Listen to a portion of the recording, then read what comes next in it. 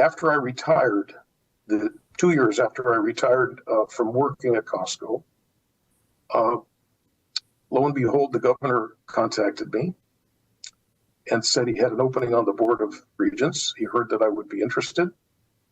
And so I began a 6-year term serving on the Board of Regents at the University of Washington. Now, it's a big university with 3 campuses and 50,000 people.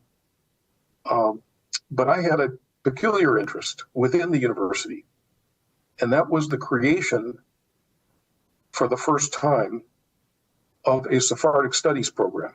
Wow. At the university level. There was a young man, very talented, brilliant young man by the name of Devin Naar, N-A-A-R, who was just finishing up his PhD at Stanford with an interest in Sephardic history and Sephardic culture. And the University of Washington Jewish Studies program hired him to come in and lead, for the first time, a Sephardic studies program. This was about 10 years ago. Now, I became one of his founding circle. We've developed that into the premier university-based Sephardic studies program in America. And what we discovered was very interesting. Devin, of course, is a generation younger than I am. So when I talk about our grandfather coming from the Ottoman Empire to Seattle, his great-grandfather was Rabbi Naar, who was hired out of Salonika to come to New Jersey. And what we further discovered is that they came the same year. It was 1924. Yeah. What we further discovered is that they left on 2 different ships the same day. Look at that. Manifests are available. This man is a historian. He decided to research it. He came up with both ships' manifests, and he showed that Rabbi Naar and Rabbi Maimon both left their respective parts of the Ottoman Empire, coming to serve as rabbis in communities in the United States on the very same day, in August of 1924. That is wild. That is wild. So I became very devoted to that program. I'm very proud of what we've accomplished there.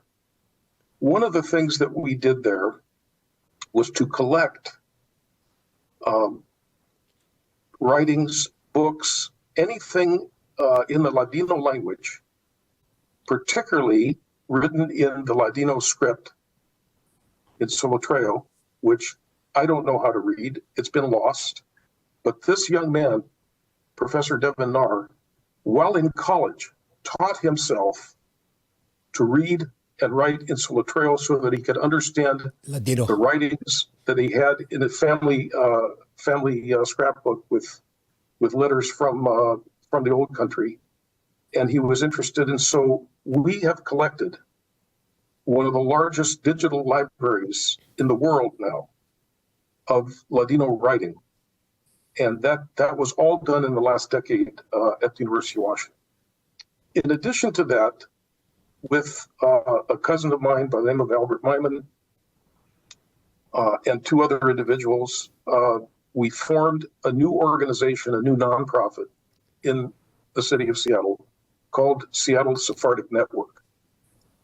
Our vision was, this is more than 10 years ago as well, that there were many people who were interested in Sephardic learning, in Sephardic culture, in Sephardic cooking, in Sephardic stories, in the Ladino language, who were not necessarily connected anymore through the synagogues. It used to be that the Sephardic synagogue was the cultural center as well as the religious center. But there was a broader community that I thought we were missing, and we created this network to partner with other institutions and create events and learning opportunities and ways of preserving and promoting Sephardic history and culture. It's been a tremendous success. I've now retired from that board, but it's ongoing, and it has lots of success. And the third thing that I did in partnership with my cousin, another cousin, Yitzhak Azuz, who was the Hazan emeritus at the Congregation of Israel Besadot. We formed the Sephardic Traditions Foundation, which became, starting in the year 2000, so now 25 years, the publisher of prayer books, Sidurim, Maksurim, which captured the minagim that our families brought with them from the old country. For a long time, we had a problem that the Sephardic books that were available for our synagogues did not exactly reflect our minhagim.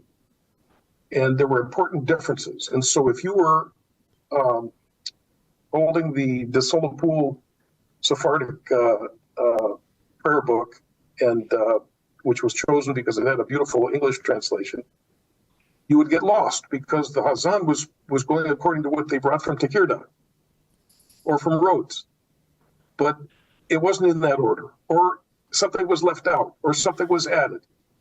So it was my cousin Ike's dream that someday we would publish our own books, which, thank God, through his work and my help and support, we've been able to do it. So those are three Sephardic-oriented activities, some at the university, some in the broader community, and some in the synagogues that we've done. I'm proud to say that the first book we published was the Daily and Sabbath. That was named Zehut Yosef. It's a Sidur, right? That's the Sidur. Hebrew English Sidur.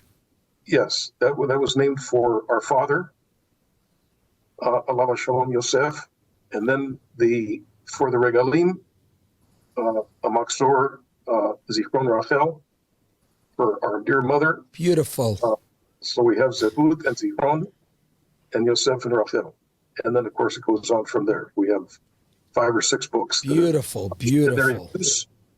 They're in use all over the world. I was invited to Johannesburg, South Africa, to make a presentation to help the young people, young professionals in their Jewish community. And I said that the Shabbat that I was there, I wanted to be in a Sephardic synagogue. They arranged it for me. And when I walked in, there was Zehut Yosef, our book from Seattle. Must have made you feel great. Oh, it was unbelievable. And Can't it's also imagine. in Cape Town and all over the world.